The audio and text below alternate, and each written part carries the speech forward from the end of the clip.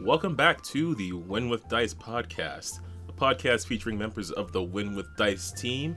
I'm Calvin here with my co-host Ramon. What's up, guys? And we're back for, how many episodes have we been doing now? We're almost at a dozen of these. Oh, this is number 10. Yeah. Yeah. The big 1-0. The big 1-0. That's crazy. I mean, we've been putting out one of these every week for 10 weeks. That's a long time.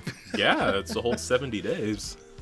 Yeah, wow. It feels like, I don't even remember. It feels like ages ago. But it's only been like maybe a couple months since we started it. But, you know, it feels like we've been doing this all year. But that's not true at all. No, it's just, I don't know if it's just like a byproduct of how time has been this year or just like it's unusual to do something. I don't know. Just we're getting used to do something this consistently, so. Yeah, we're finally just putting out a whole bunch of content, which you guys seem to be liking, so yeah. That's good. Yeah. It's been really rewarding to do, and right over 100 subs, which, you know, I don't want to boast, but it's pretty neato. Yeah, it's awesome. I'm super excited. So let's jump into this episode. Yeah, let's. We ran some games in the past couple of weeks. I ran one last weekend. You were running a couple weekends ago. And so we can just discuss how we felt those games went and all about that. So since you were first, you can go first. If you want to summarize what happened last session in your game. Right. So the previous session, previously. The group the group had, I think, just made it to an elven city where they were trying to connect with one of the NPCs, one of their close friends or whatever, because they're trying to figure out the mystery behind this amulet that you guys picked up, right? So you guys got there. You guys took a tour around town because I put the place where you guys docked and the place where you're supposed to go on the other side of town. So I had you know, the fun of like telling you all the sights and sounds going through the tour of the city. Yeah. Which I guess you guys thought it was pretty cool. I did. Then you guys met up, found out some secrets. Not very good because I'm not very good at that kind of stuff, but I explained some stuff, and then you guys wanted to go shopping. So you guys went shopping. Mm-hmm. And you guys ran into a magical bakery who happens to be also creates magical items as well as magical food, and she got kidnapped after you guys visited, and you guys chased her down because she's your new baker friend. Yeah, we like instantly liked her, so any threat to her is a threat to us. Right. So then you guys went and chased those bad guys down, fought a bunch of people, left a bunch of dead bodies in the street. I don't know who's gonna clean that up. Not us. Right. So, but then this session now, you guys come back and you find that your NPC friend Silver and her compatriot has been gone, and their place has been ransacked and destroyed. So then the party had to go through and investigate and trying to track these people down. Which led you all across the city and to this kind of crazy bomb maker's house, where you guys learned that maybe this guy is planting bombs around the city or something was going on. You tracked him down, and there was a big chase, and he led you to a warehouse, and you guys fought him in his trap-ridden warehouse. Yeah, full of traps, which you guys got really frustrated with, and actually brought... I think it was the first time I brought one of you guys down to 0 HP in that fight. In that campaign, yeah. In that campaign, yeah. Well, so, other than the one you killed, but yes. Oh, well, I mean, you went down from like, I don't know. I guess it's different. Yeah, because that one was a matter of, I think he just got too much damage in that case. Yeah, like it was all of a sudden he went from being okay, like kind of shaky, to 0. While in this case, I guess it's different because you were a really flimsy character to begin with, so I don't really count that as anything. But the fact that it was like Misty, who was like one of the frontline fighters, just got down, and I was like, oh. Yeah, that was real tense. Yeah, I think everyone was real tense because I mean, you're you're a little bit of a veteran when it comes to tabletop RPGs now, so me killing your character is not that big of a deal, but me putting down Rebecca, who's never actually played this game before, is like, oh my god, what's happening? Right?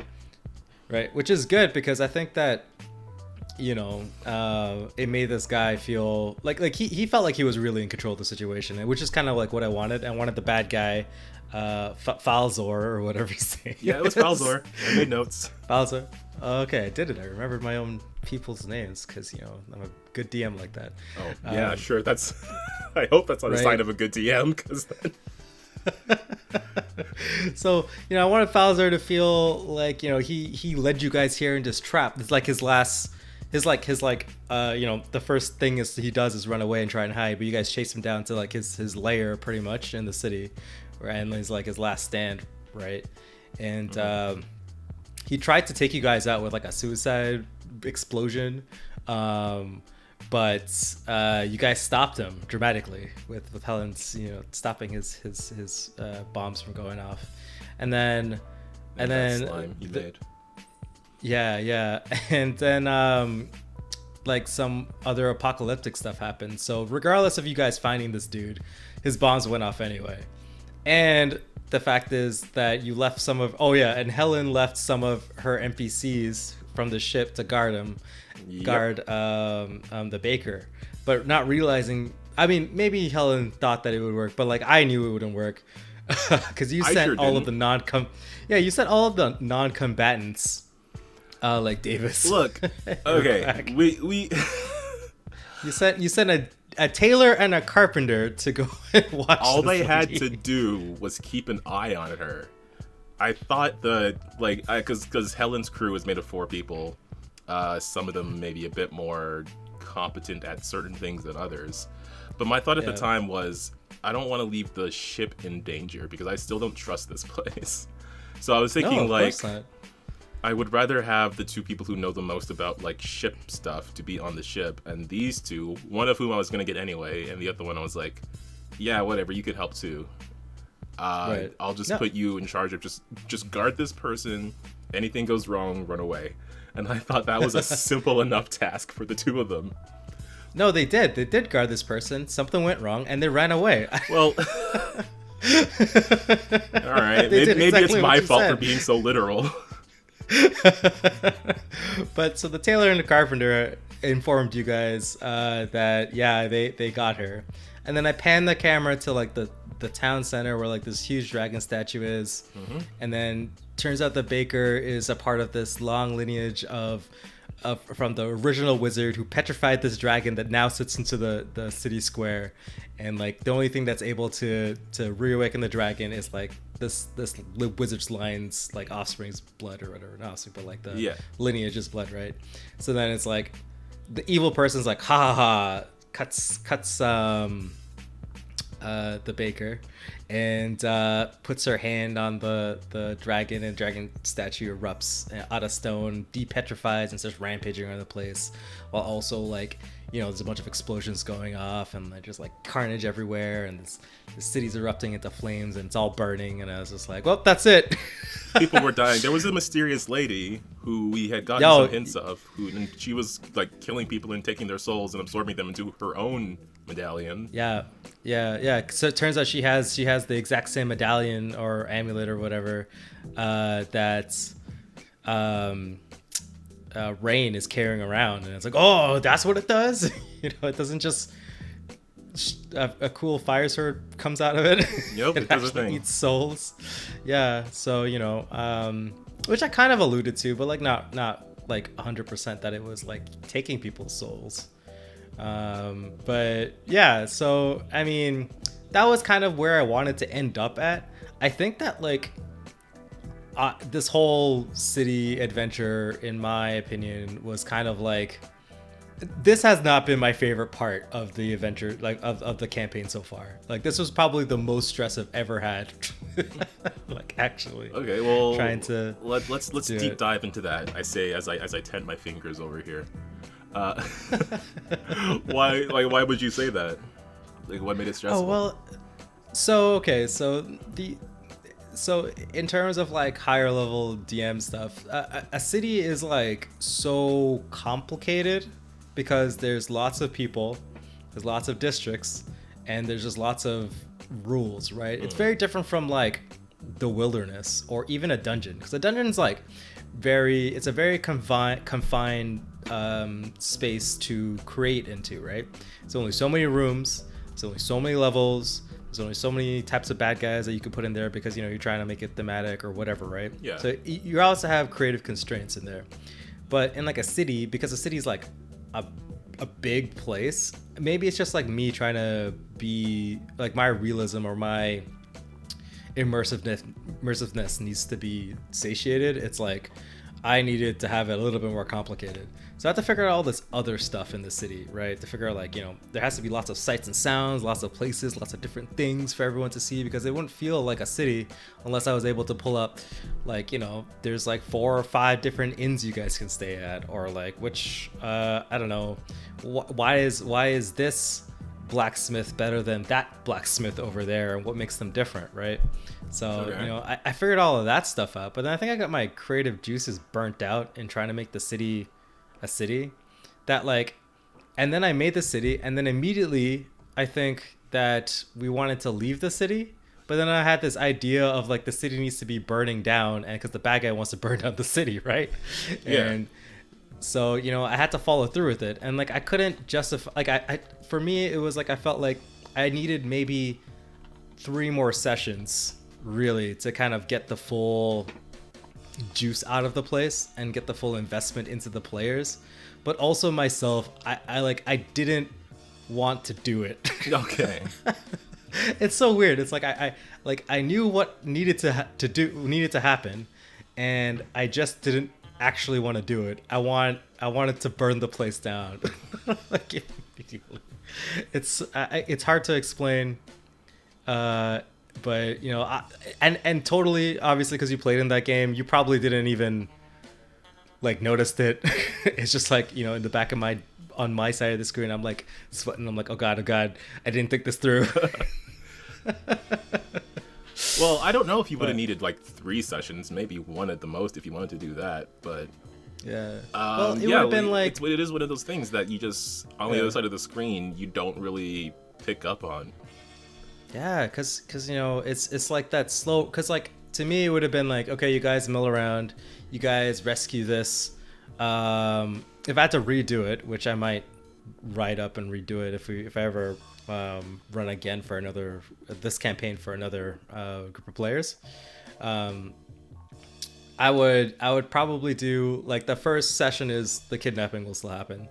Then maybe the second session would be like them trying to explore why this person got kidnapped, and then finding out, and then the third session, like near the second session and the beginning of the third session, would be like, you know, the bombs start showing up all over the place, and people, and then maybe like the town guards or the town council starts accusing you guys of being the bombers because you guys keep showing up at the scenes and there's bombs there, right?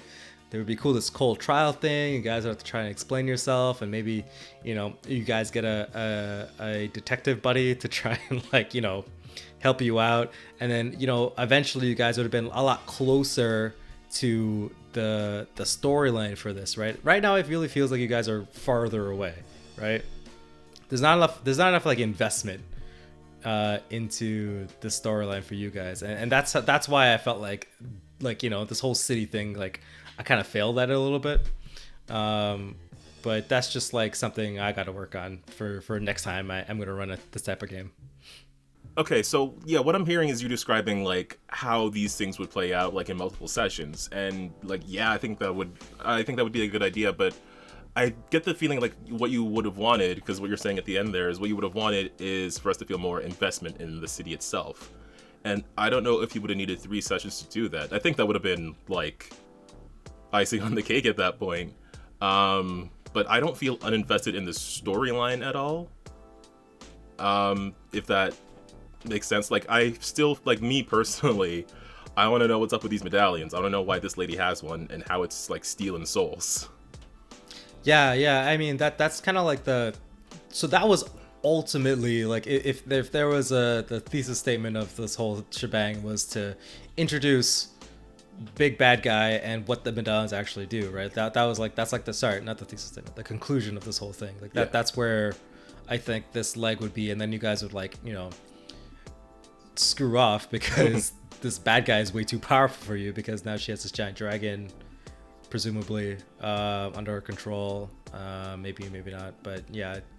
And then, you know, the place where you guys are at, half your NPCs now used to live here, now they don't because the place is on fire. Yeah. Right. So you guys would boogie on out of there, maybe do some more digging, go on some more adventures, like you guys say, maybe come back, or maybe this bad guy might follow you guys around, like who knows, right? But it was trying to like show how imposing and destructive this person is and how dangerous she is, right? And I don't know, it was mixed results. I mean, I still feel like this was an imposing, destructive person, and I think my character would want to know, like, what the heck is this magic thing that's on her ship? But yeah, I think we're at a point. I think if we did have those extra sessions, that was hard to say for some reason. Yeah. If we did have those, we might be more invested in the city, and we might be more concerned about, like, hey, let's go rescue our detective buddy before we get the hell out of here. But we are still in a position where we're like, we know someone in this city whose like well-being we are concerned for in our baker friend and our NPC who was on the ship and our librarian friend. So yeah, we want to.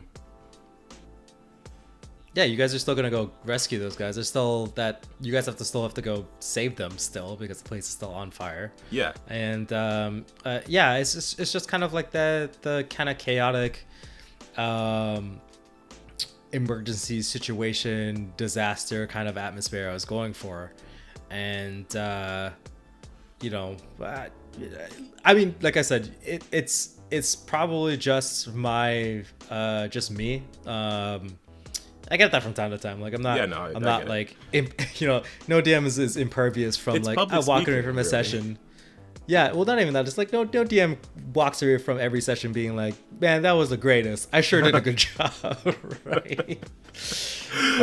Yeah, that's fair. I have had like I do have moments where people are like saying they had fun and everything, and I am the only person who knows because I see everything. I see how the sausage gets made. I'm the one who knows. Oh, I missed this thing. I messed up this part. I didn't include this thing I wanted to include. I didn't hit the notes I wanted to hit. But on the other side, people still have fun. So I think it's just like it comes with the territory. Yeah, and I feel like so my thing was, I think my wife kind of put it where she enjoyed the stuff, but it kind of felt like she did mention that she was a little bit like she was invested in it, but not invested as much as she probably could have been or wanted to be, and she was a little bit frustrated that like, you know, that like everything was too in the dark. I should say it was too in the dark, and then when I revealed everything, I revealed a hell of a lot immediately, right? So they went from knowing like kind of confused and not knowing to like not a lot, and then all of a sudden knowing everything, right? So it was like in the, so that's why I suggested like 3 sessions, because like let's say in percentage wise they would know 20% in the first session, then maybe go to like 50 to 60% of the information. They're like, oh wait, this plot is developing, this plot is thickening, what's happening? Okay. You know what I mean? And then the beginning throughout to the 3rd session would be like, oh my god, 90% of the information. And then the last reveal would be like right at the end, right? And they'd be like that 10%, you're like what? No?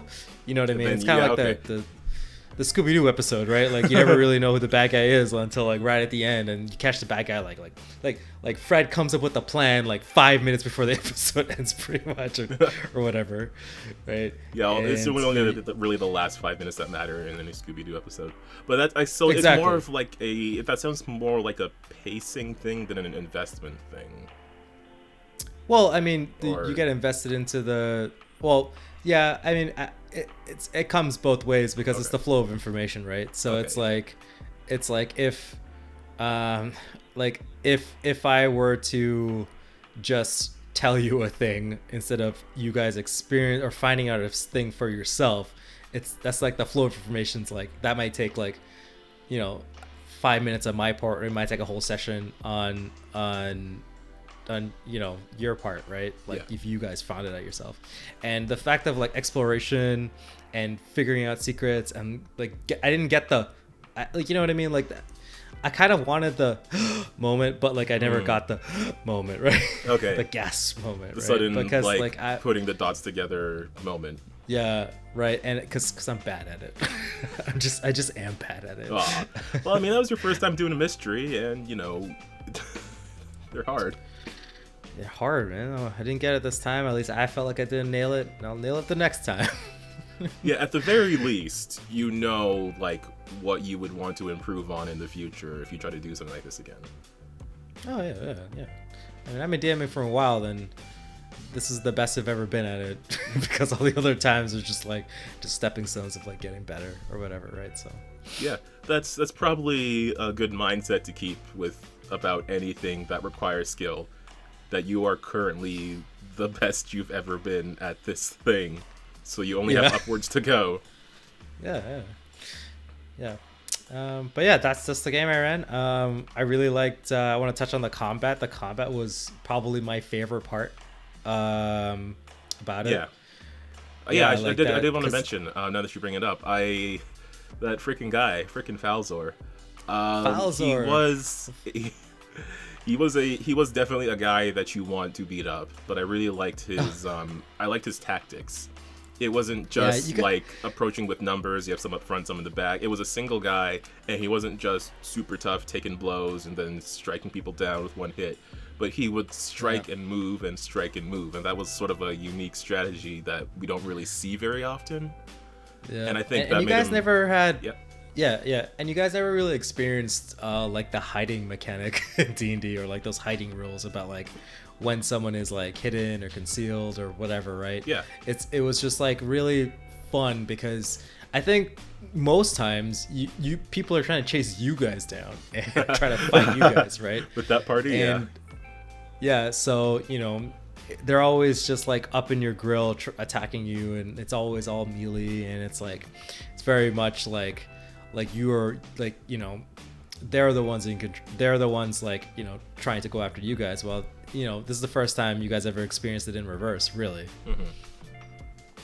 And somebody with a plan too, right?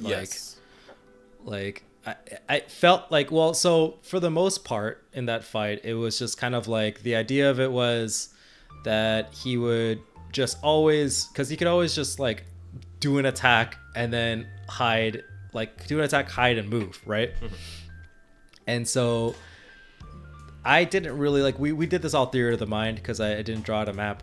But the idea of it was that he had a bunch of bombs in the place, and at least once per the encounter, he would be able to set off a bomb let's set off a snare, like one of those bomb snares manually, or anytime somebody would move there, like within the round, like try to go after him, like they would automatically trigger a bomb because they're moving through a dark building. You don't know where you're going, right? Yeah. Right. Or I told you guys could take 2 actions to move with steadily caution, and try to caution, and so you won't trip any bombs, right? And I thought that was great. I like that he like summoned an ooze. He like tossed out a bottle and it transformed into an ooze. That was that was very stressful for a few moments there, I'm not gonna lie. Which was great, man. It was awesome. That combat was only 2 enemies, and I found that it worked out way better, in my opinion. There was just less for me to think about. It was just the difference of dealing with someone who, it was one guy who could have taken down 4 significantly stronger people. No one he could have fought hand to hand on his own, but he was prepared. And he was this was his zone, this was his area, and you guys, and Gelatinous Cubes is one of my favorite enemies in the game, and I just love the fact that they're just it's so hard to deal with because it has 10 AC or something like that. It's or 5 AC. It's really easy to hit, but it just the engulf thing is hilarious because it just has to walk over you. And then then you guys just started failing your fort saves and just started like swimming in it, and it was so good because you guys are paralyzed. Yeah, we had some bad luck with saves that time. Yeah, you guys had bad luck with saves that entire fight because you guys failed all of your reflex saves for the trip mines or whatever. You guys failed a lot of fort saves to not be paralyzed by the gelatinous cube. Like, we did crazy. better on the skill check than we normally do, but then all of our bad luck got pushed into the fight.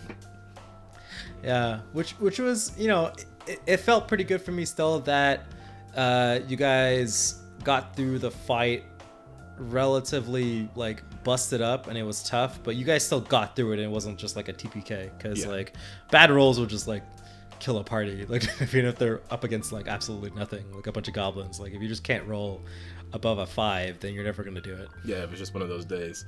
I don't know, that's something that makes difficulty hard to gauge in these kind of games because of the randomness. Yeah, like you could be making an encounter that you don't think will be too hard, but then just so happens that everyone gets bad rolls. But yeah, very good encounter. I liked it. I liked the chase that we did good in. Were you doing something different with the chase, by the way? I felt like you were. Yeah, but I wasn't sure. there's some chase rules in the Game Master guide. Yeah, the Game Master's Guide, right? So I was trying that out, but I think that their rules aren't that great still. Okay. Yeah, I'd rather just use like the skill challenge thing from 4th that we use, that homebrew stuff, because like the way it would work is that you set like a number of you set just a bunch of like a number to get to, so like every number of successes number of successes to get to, and you set it to like 6 or 10 or whatever, right? And then every time you succeed you get 1 success. If you critically succeed, you get 2 successes. And in the Game Master's Guide, it lists out some obstacles to throw in front of your party, right? So, and they all have DCs, and basically it's like, well, if your party, and every roll of the die, or like every roll from the player who succeeds gets a skill, gets a success to the chase, and then you guys just have to make it there, and you know what I mean? So yeah, I find that, it was okay. I didn't know if you guys liked it. I know that one player had flying boots and just ignored flew everything. Yeah. Right, which I knew that was gonna happen, and so I just counted all of our successes as critically succeeded, and then like if one of you guys failed, it wouldn't really matter that much, right? So and and I don't know, it was okay. I think I still liked using. I need a little bit more, just like thematic points, like narrative points, because with the difference between the skill challenge just says, okay, you guys tell me what happens. Yeah. Right, like you guys are chasing this dude, you guys tell me what you want to do, and then it's cool because you can't repeat rolls, right? So if someone does an acrobatics, right, then they have to next person has to do something else, right? They have to use athletics or something. So it kind of highlights what everyone's good at. And you guys kind of go around until you get enough successes before you accumulate enough failures. And it feels like better to me because there's more communication, more than like, okay, I don't know, there's a fence, DC 15 to acrobatics over, and everyone's like, okay, I'll try and jump over the fence, or yeah, like DC... okay, I'll do this thing. Everyone takes a shot at doing the thing, as opposed to, yeah, hey, what are you good at? What am I good at? I'm better at this, so I'll do this. You're better at this, so you can do that. Right, and it's just like, we just went around the circle and everybody just tries their luck at it, which is, I like it better. So yeah. I think I'll stick to that. I just want to try out those rules in the Game Master's Guide because, they're there. And a lot of those stuff are really fun and fun to use. But, sometimes Peso, I don't think they hit the mark that well. But, yeah. Well, like any RPG, it's adaptable. Yeah. Use what you want to use and toss the rest out. Basically, yeah. That's the same for any book. Mm-hmm. All right, well, I blabbed around for like a while, so let's talk about your game. Sure. My game. I've taken to calling it the Quest of the Fateseer, which seems appropriately dramatic. So yeah, I've mentioned this in several episodes. So basically, the main plot line of the game that I've been running is that the PCs or the party are tasked with transporting a young gnomish girl who has the ability to see the future, specifically like the death of anyone she touches. But what? She can see. She can? Yeah, none of your characters have been in a position where you would have learned that. Which we'll come to when I'm doing the summary. Okay, sorry. But yeah, so basically they were tasked with transporting this girl. They brought her across some waters to the mainland, and they were traveling with her when they came across this small town that was being attacked by demons, like many small towns are. They stopped to help them out, sealing a rift that the demons were coming through. And the session we played last weekend picked up like basically right after that. So they returned to town, had some parties. They had some really funny moments, which I gave them some bonus XP for. Just because I kind of like doing bonus, like you have the option, I guess, of doing bonus XP or like hero points. And I kind of just like the idea of bonus XP, just as a reward, because I'm doing XP leveling, but they're all using the same amount of XP. Yeah.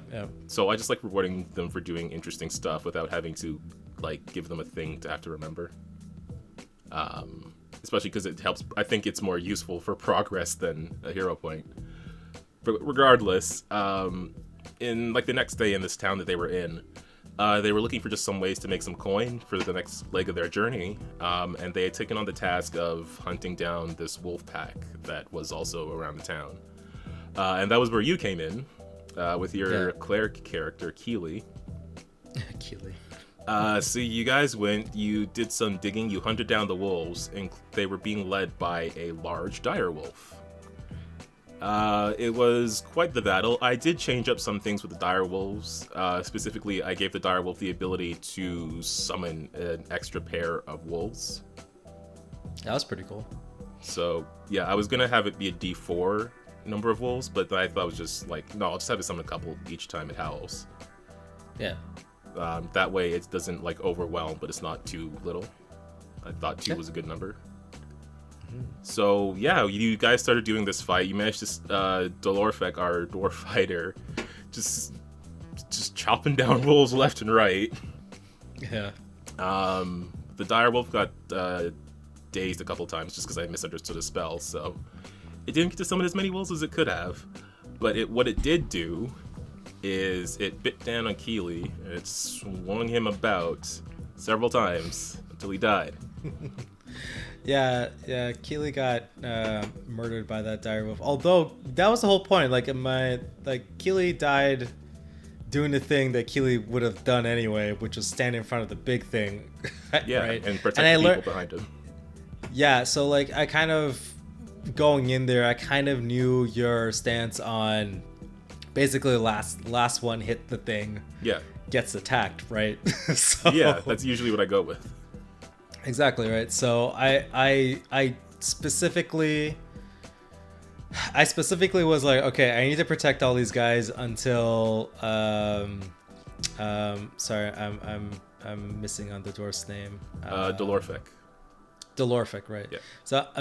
So I was like, okay, I need to make sure that Dolorfek, there's like me in front of the really bad thing.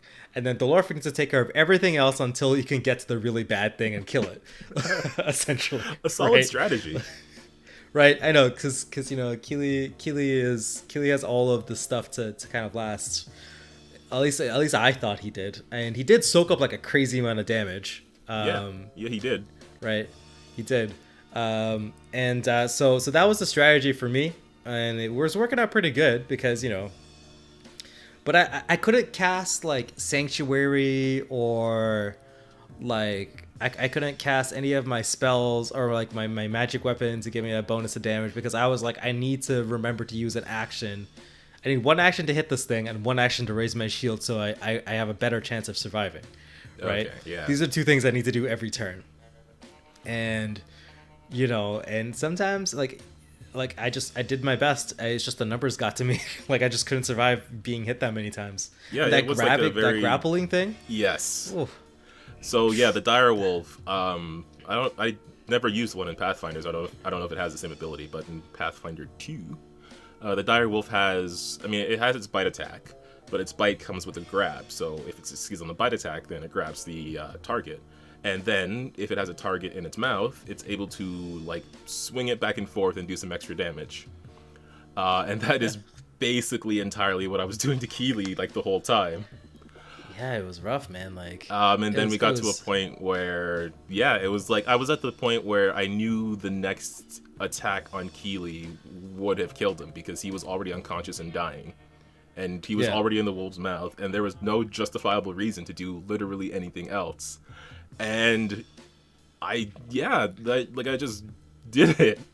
And that was actually, I don't know if I mentioned this to you, but that was actually my first time killing a player character.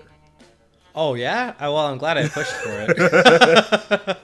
By the way, like, I wasn't mad at Calvin for doing this. Like, I was like, no, Keely needs to die. This makes total sense.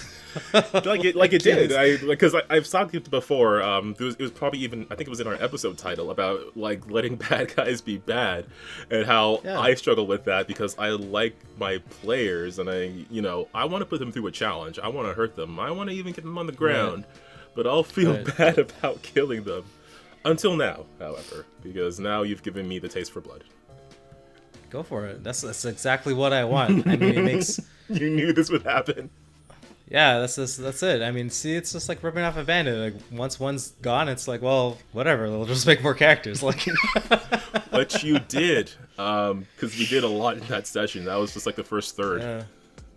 Yeah, it was. So Keely got murdered, but then like I figured the Lorfic showed up and killed the dire wolf pretty much. Yeah, basically, because again, that party composition is like. Delorfic, the fighter, we have Solo, a bard, and we have the NPC Brima, who's a cleric. So basically the party strategy is beef up Delorfic and then let him loose. Yeah, send him in so he could swing his axe around or hammer or whatever and just demolish everything, right? But it requires turns to set up, right? Because you need to like cast a guidance, cast a magic weapon, like play the Inspire Courage. At least by like turn 2 to turn 3 is when like that's usually how combats go. Mm-hmm. Like it's like around about turn 2 or 3 is when Delorfic gets like really going, and then it doesn't matter what's in his way, he's gonna kill it, right? So Keely's job was to just stand there. At least a couple of turns, but Delorfic was busy with some wolves, which was perfectly fine because he mopped them all up. But and you know what it was? It was when you summoned in like the second, the second wave of wolves, pretty much. And I was like, oh no, like my calculations were off. Like because you realized what I was gonna do because you were talking about pack tactics, and I don't know if you knew, but like pack tactics require 2 other wolves, not just one. Yeah, I know. I do know. So when I saw like, oh crap, there's 3 of them now. Because you were the way you were saying it, I thought you were thinking like, oh, it's just the one that I can do pack tactics. So I was like, no, I can't. I had to waste some actions to get in position. Yeah, no, I mean that was a little bit of me knowing how dangerous wolves are. Like I mentioned so long ago, like I think near the beginning of the podcast, of this One with Dice podcast. This probably is episode 1, where I mentioned that wolves are crazy strong. Yes. Because of pack tactics, the fact that they can trip people, and then you're already flanking them. Like the numbers just start going crazy. Real easy. So never get surrounded by wolves in real life or in Pathfinder. One of those is more dangerous, but we'll let you figure out which. Yeah. After that, arguably Keely found out which one. After that battle, they returned back to town. They laid Keely to rest. and they began to travel again. And so some interesting things happened during the travel. But what I wanted to mention, actually, maybe I'll save this for after the summary because it's a bit of a long summary. But yeah, like they began to travel again. They were headed to another nearby like city, where they would get a caravan to another nearby city. I basically gave them the choice of, you can walk straight to this one place through the forest, but it'll take longer, or you can make a journey to this one location and then take a caravan from there to another location. So they rightly decided to get the caravan. So they started their journey, and I did some random encounter table stuff there, which I also want to talk about, but I gotta finish the summary before I get off track again. And during that time, you had started to making a new character. And then, yeah, so they came across, like, they just did a perception check, and they came across a very interesting creature that I had found in the book called a pug wampy. And I was like, this thing is awesome. This thing sounds cool. Let me just use this. Well, I mean, really what happened is I had them roll on the random encounter table. And what they had ended up rolling was the pug wampy. So I was like, sweet, and I can use this thing. It could have been a giant snake or several other things that might come up still, so I won't spoil what they are. But yeah, there was those things. So I was like, yeah, so you just find this person who like happened to fall into a pit, and it was your new character, Baruth. And you had used the image you had used for their token was just this incredibly muscle-bound and attractive half-orc. Yeah. It was like a very, very, very, very attractive half-orc. So that was interesting. But then they finished their journey to this city. They got on the caravan. I described some of the characters that were there. Headed off, had some fun moments because with your new character just like chatting up a storm. Then while they were on the journey, they heard someone calling for help. Like a day and a quarter into the journey, they heard someone calling for help. They stopped to go help them, and it turns out that was an ambush from a group of bandits who attempted to rob them and were quickly dissuaded from that particular course of action. Right. Okay, so there's several things I want to cover, but I just wanted to do that recap because, like, I actually random thing, but I lost my notes somehow. Oh. So I had to rewrite all of that, and then I realized like how much stuff we did in that session.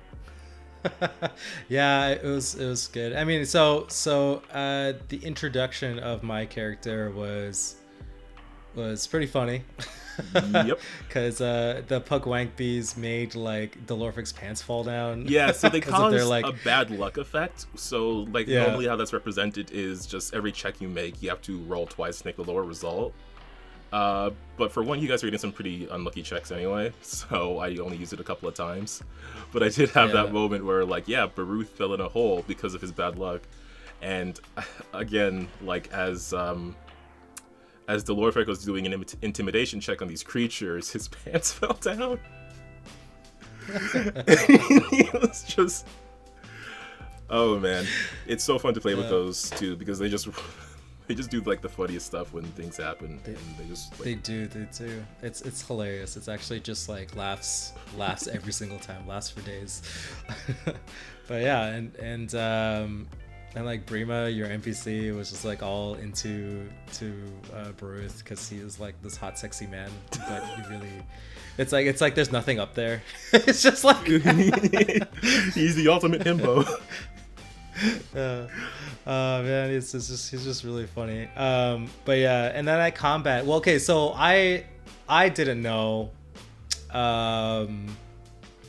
that it was supposed to be like a trap, right? Like I was totally like, okay, I guess maybe we should, because you were like pushing it with Brima. I was like, well, is this? I'm pretty sure Calvin's baiting us, but you know, I mean, yeah, it was. Luckily for me, I have a character who's very noble. Yeah. So yeah, she would run off and. This is about the ambush, right? Yeah, it's about the ambush. Yeah, she would want to run off and help someone who she hears calling for help. Yeah, I can cover that part. So basically, like, towards the end of the session, the last encounter was this ambush where the PCs, they hear someone calling for help. They were debating on what to do, and yeah, I just had that NPC there to nudge because that's what she would do for one. and for 2, I know the players would want to protect her. So it is just like those narrative beats that work with what I want, as opposed to the things that don't, which was how that session went. Yeah. Which I thought was, well, you know what? Okay, another thing that happened too. Like, I didn't know that there was money involved. Them bringing Brima to a place. Like, me as like Ramon, like out of character, I had no clue because I just kind of was like, I just jumped in halfway, like partway through the campaign, right? So it's just like, this is my second session, third session maybe, playing with these guys. I think second, because last time you joined as key. It was second session. So, you know, it was kind of like, I didn't know, and then she ran off, and then it's just like, oh man, there goes 1,300 bucks, 1,300 gold pieces. We got to go after her, and I was like 1,300. Yeah, like a significant reward, because I was looking at like higher level quest rewards, and I was like, it would be this, because it's like crazy, because a significant journey. You have them like nickel and diming for like 4 gold pieces. which I think is great. I mean, like, I'm having tons of fun. I think I reward a lot of gold because I want people to have cool magic items and stuff like that, but it's kind of cool to just be like, okay, like look at my pocket change and trying to figure out if I can afford this to be in this caravan or not. Well, I think or that to comes buy from, rations. I think that comes from playing Pathfinder so much, because the gold in Pathfinder 2 is like 10 or 15, like worth 10 or 50% as much as it was in the previous game. Like silver and copper, or copper for sure, is much more, like, no one cared about copper in Pathfinder. Right, but now it's like kind of more significant because, you know, there's a lot of stuff you could buy with like a gold piece now. Like it's really good, and I think that like it adds like a level. I mean, like it adds like a level of like realisticness I like in your game, where it's just like, man, I gotta figure out how to make money. Yeah, that was when that was mentioned. Because okay, now I'm gonna describe it from describing the ambush. I'll put the realism topic aside for a moment, because I really want to talk about that. But I gotta finish talking about the ambush, because that was... okay, this episode's gonna be kind of long probably, because we're already at like 40-something minutes. Okay, so like the ambush was crazy because you put the map out, and then Tim instantly was like, that tree doesn't look right. Yup. Got a good eye. So what my idea was that you would see this lady trapped under a tree asking for help. But it would turn out, when someone went to do a strength check on the tree to move it, it would turn out that she actually had like a hole or something dug under there, and she was just pretending to be stuck. And once someone was there, then her goons would jump out while you guys were distracted lifting the tree. Then Solo cast a shatter spell on the tree. So I was like, okay. So the whole thing just exploded. Yeah. And that should have been the first sign that this wasn't gonna go how I thought it would. Because at first I had her use like charm and fear to try and like mess with your heads, as her boys would like jump out of the trees, shoot a crossbow at you, and this one strong guy would try to grab someone, specifically Brima, who rolled some really good saves there. Actually, no, the guy had to grab, so he had bad rolls. Yeah, Brima's far too small to catch, apparently. But yeah, like my plan, like I was just like, okay, I'll have her do, because this was my first time using a spellcaster in a while, so I was like, okay, I know she can use this many of this much spells, so I'll save one of her second level spell slots for if things go bad, like if one of her guys goes down or if she gets low HP or something, she'll cast a darkness spell and then use stealth to get away. That didn't work. Because you made a monk, and monks are really good at grabbing people. So while you're all in this giant sphere of darkness, you managed to grab her. Because we did like the like in Pathfinder 2, when you're in a position where you can't see someone at all, whether like they're invisible or in magical darkness, you have to roll it's like a 50% chance of your attack even landing on them. Right. And unlucky for me, your grab landed on her, so you managed to grab her. You managed to take down one of her guys, so I was like, she's not gonna die for this, so she's gonna surrender. But yeah, which which was, I mean, okay, to be fair, she should have been downed a lot. My rolls were terrible. Like, I feel so weird about it, because like it feels like if I grabbed her, right, and like I critically succeeded and I restrained her, why aren't any of my attacks just knocking her out? You know what I mean? Like, well, I mean, you still have to roll to hit, I guess, but she was flat-footed to you, which I guess is mechanically how that would work. Yeah, I know. It was just one of those instances for me as a player. I was like, wait, this should just work. Like, I don't know why she's not just like pummeled, because like, you know, when in real life, when you grab somebody and restrain them, you're like, you know, it wasn't I wasn't living the fantasy that I thought the game could emulate, I guess, like the experience. So it's like, that was one of the times I was like, man, this is kind of this weird gamey thing. It was kind of a weird gamey thing. I guess you could say that she was wearing armor or something, and as you're trying to punch her, you're hitting the armor, but like you would see where it is, right? So right. I mean, so I reconciled it in my own mind as being like, well, she's still trying to defend herself, so I mean, maybe she like is able to put up a fist or something, or block my. But it's like, if like a martial arts master, or like just somebody who knows karate tries to like attack you, like they're gonna be pretty good at it. Yeah. Just in some way, the blow you might have landed wasn't, because I mean, AC isn't just necessarily like, oh, you completely missed the person. It's you hit them, but you don't hit them in a way that hurts them. Yeah, exactly. That's how I thought about it. And like and you know, Bruce is a half orc, and he, again, I'm the one here taking up damage for the group. Yeah, thanks for that. Yeah, so I stood there and got shot with a whole bunch of crossbows. You were getting like stabbed. rained on the entire time. And you were just like, whatever.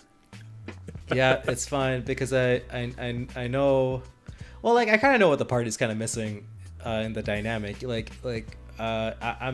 I would be like the shield to Delorphic's sword or whatever, right? You know, like he's the one that does the damage.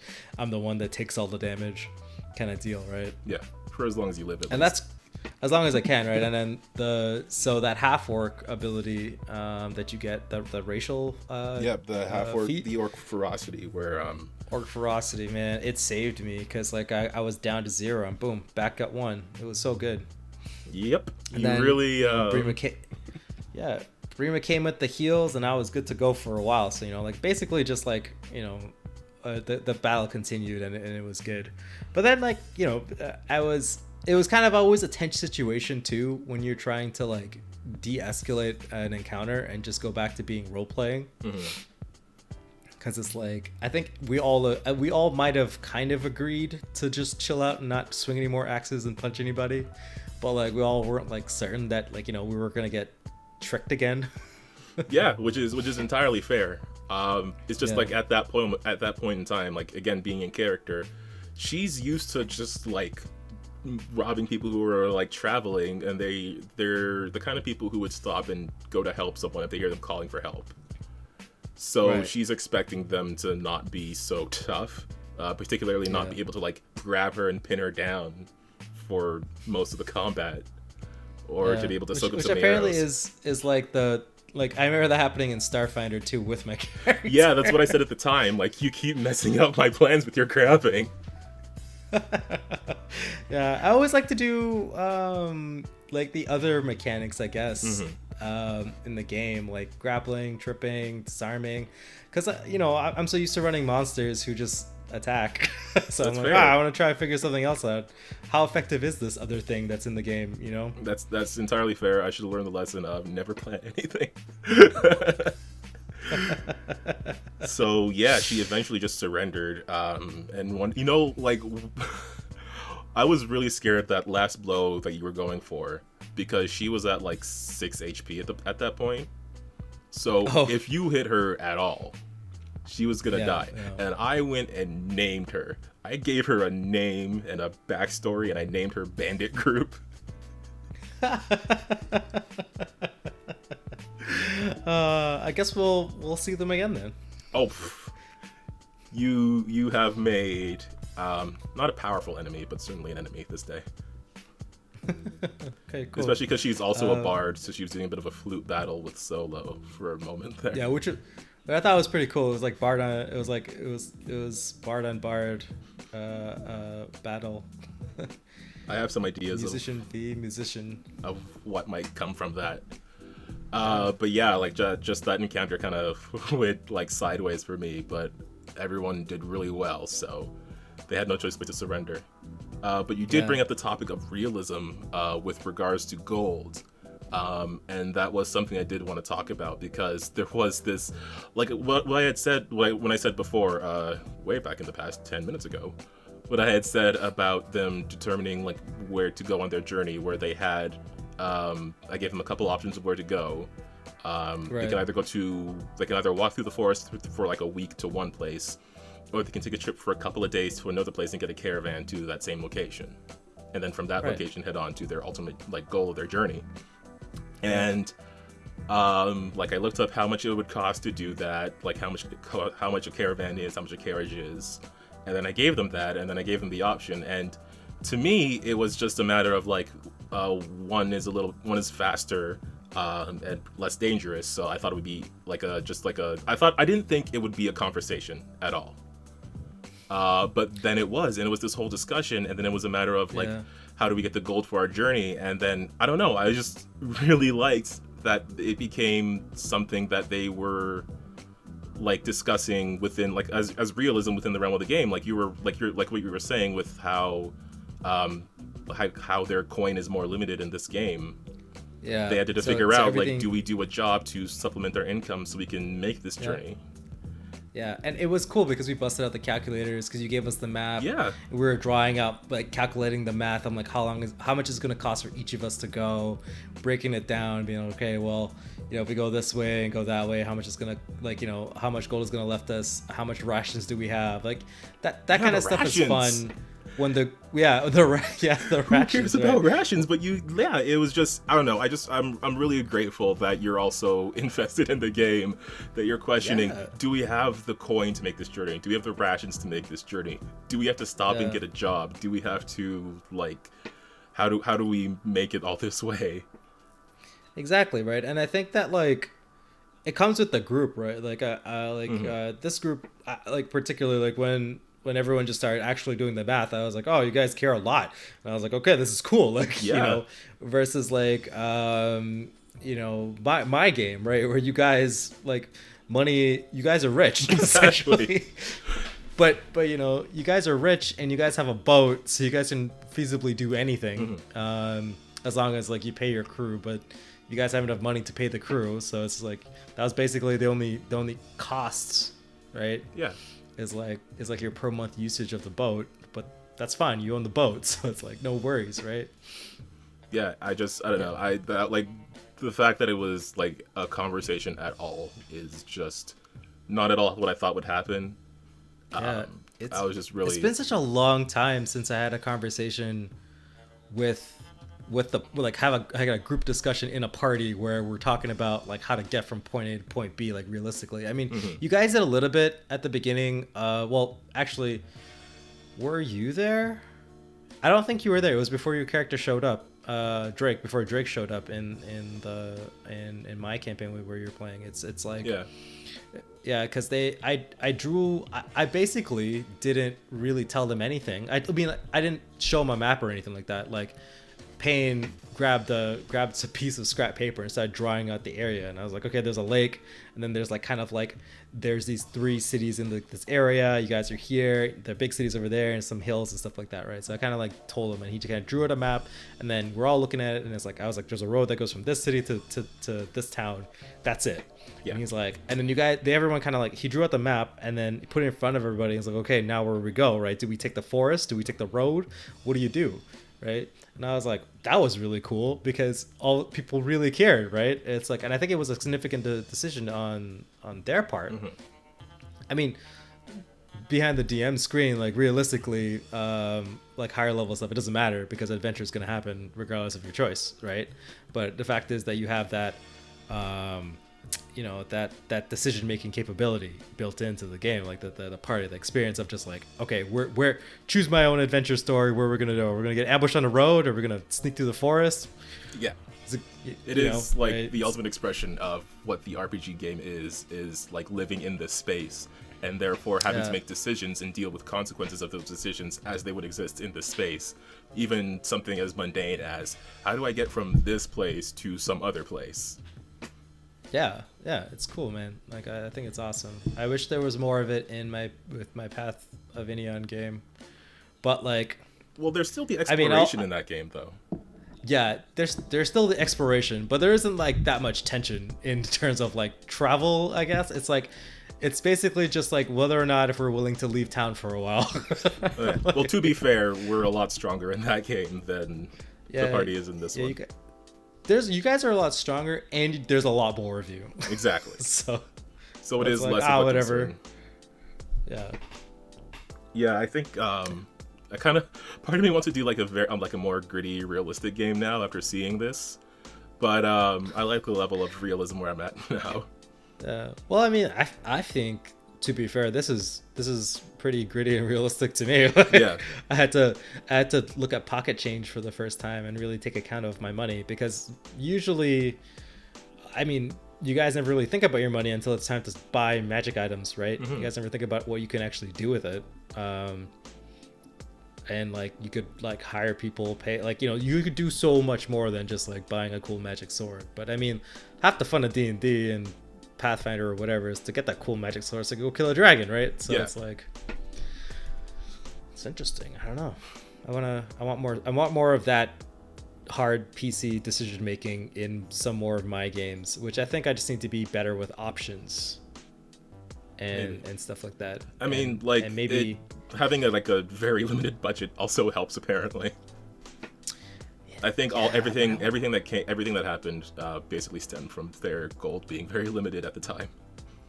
Yeah, definitely. But it's so like, but I want to give you the cool stuff. Yeah, I mean, it's all me. It's like nothing to do with anybody or my players. Like, I swear to God, like, it's all just like me and my thoughts. That's kind of why I gave them like rewards, as in like potions and stuff, because like I don't want them to be like helpless. And obviously the town they saved, they would like, because there's part of me that wants to do things, and then I know I have to justify it if I want to do it. So like, I don't know, the town wants to reward them, so yeah, here's some potions that you guys might need in the future, because I'm pretty sure you have a limit on them, even though you have a cleric in the team. But yeah, it was just like, I don't know, that was a really rewarding session to do. Just hearing that conversation, realizing what a big deal it was when I didn't think it would be. Didn't even cross my mind. That was great. I also did a random encounter table, which I immediately broke. I immediately chose to do something different because I thought it would be more interesting. Right. Just because, like basically what it was is just, you roll a d12, you have an event or an encounter, blah, blah, blah. Mm-hmm. I don't know, there was a point where they might have had another encounter, but I was thinking, what might be better is if I start to set the mood a bit more of what I wanted this place to be like. So it started to rain, it started to get a little foggy. And yeah, that just led to the journey being a bit more miserable because you're being rained on the entire time. Yeah, it made us think like, oh no, what are we gonna do? We're like in this open tub. It also made our decision to save a little money instead of taking a carriage significant. Exactly. Yeah, you could have taken the carriage with the top on it, but no, you chose to take the open caravan. Yeah. So I mean, I don't know. It's not that's cool. I'm glad I get to play with those guys and play in your world that you made, because it's pretty fun. Oh, thanks, man. I'm like looking forward to seeing the rest of the places that we're going to. Oh man, again, I always think like, okay, they're probably gonna get to this place and something's gonna happen here. So I wrote down notes of what would happen at your actual destination, but you haven't gotten there yet, so. Something crazy is going to happen there. And now I have time to put more detail into it. It's great. It's always good when that happens. It's like, I'm glad we didn't actually get to where I thought we were going to get to. Now I can make it like a little bit better. Or worse, depending on your perspective. But yeah, I think that's kind of everything I want to say about that session. Really excited to do more. I want to do more traveling stuff. So I'm gonna try to figure that out. Set up I want to figure out like a whole web of transport now, because like in my head I was figuring like, how are people going to be getting around? Are they going to teleport and stuff? But this is so much more interesting, and now I want to start like putting dots on my map of where these things travel to and how to get from one place to another. I will make a bus system for my map. Where it's just like a network of caravans and carts and roads that go everywhere. Exactly. I mean, yeah, that's pretty cool. That's pretty cool, man. I mean, you could do stuff too, because you can even be like the landscape. Like it will actually take you longer by cart to get to somewhere, but it's safer, right? Or you could walk through this path, because you're heading northwards and it's going to be more mountainous there. So, right, and who knows what could happen? Yeah, no, it's cool. It's cool once you start like doing something and you're like, but what if there was just more of this one thing? Exactly. I could put it everywhere. Exactly. It's those, right before you go to bed and you have an idea and you got to scramble to get up to get your phone or something to write it down. It's those moments. Yeah, it's cool. Yeah, it's good. But yeah, so I guess to summarize, realism good. Realism good, and unrealism is good too. It's good to have a little bit of both, I think, in D&D. Although they're kind of conflicting ideas, you gotta have the mundane and the fantastical kind of side by side sometimes. Yeah, I would say they both make the other more interesting. Oh yeah, like totally. Like the idea that you stopped a demon infestation just to get a couple gold coins to take the bus. Look, that town was out of gold, man. No one was traveling through that. I don't know if I relayed the backstory of the town to you at all, but it was sort of like in the middle of where people might be traveling from one location to another. It's just no one was going there anymore because it kept getting attacked by demons. Yeah. So everyone just avoided it. But now, hey, like now that area is open to travelers again. Exactly. They fixed it. Who knows what it'll be like the next time they come back? If they come back. Oh wow! I can't even imagine it. It's crazy. Going back to a place. I think that's what we're gonna do in the other game, because we gotta go back to somewhere that's relatively safe. Like in your game, we might have, because now that the city's on fire, we gotta go somewhere else. Yeah, but so the last city you guys were into, well, not the last, the other city you guys were into that you guys fled, you guys left something unattended to in the sewers, and who knows what's that like. And then so I don't know, maybe you guys will go somewhere else instead. Oh no! Actually, that port where you met Mornstone is actually pretty okay. So I mean, but wait, you guys also made enemies there. Oh my gosh, where are you guys gonna go? That's a problem for the characters, not for me. Yeah. Well. But yeah, we ran some sessions, and I personally think they went very well. I think we both did some different things, and we learned from them, and how to expand on them. And I'm trying to figure out a way to summarize that thought, but I'm just rambling.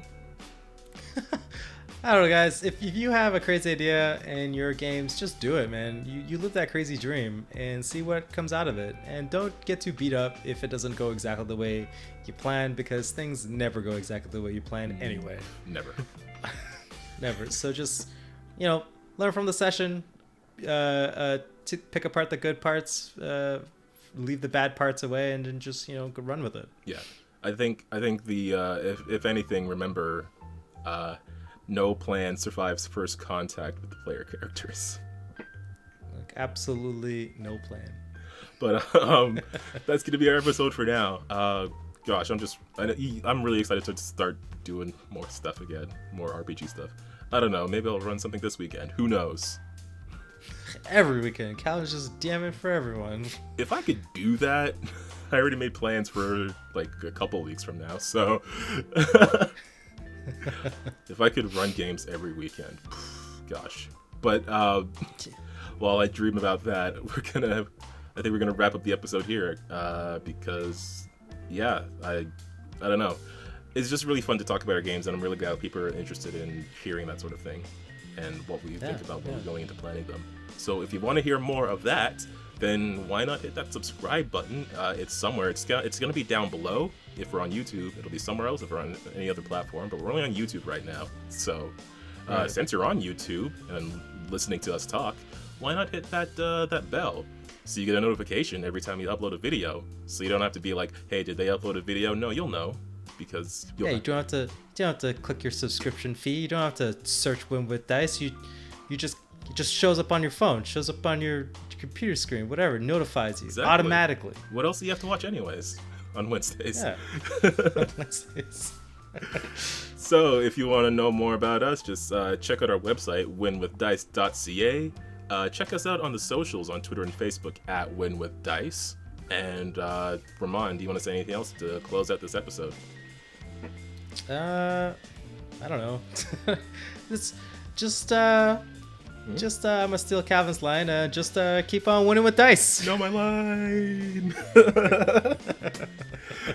I don't know. Maybe we should like alternate who says that each week. Nah, it's funnier this way. You should just say it all the time. Oh, okay. Well then, like the man said, keep on winning with dice. And we'll catch you next week. Okay. Bye, everybody. See ya.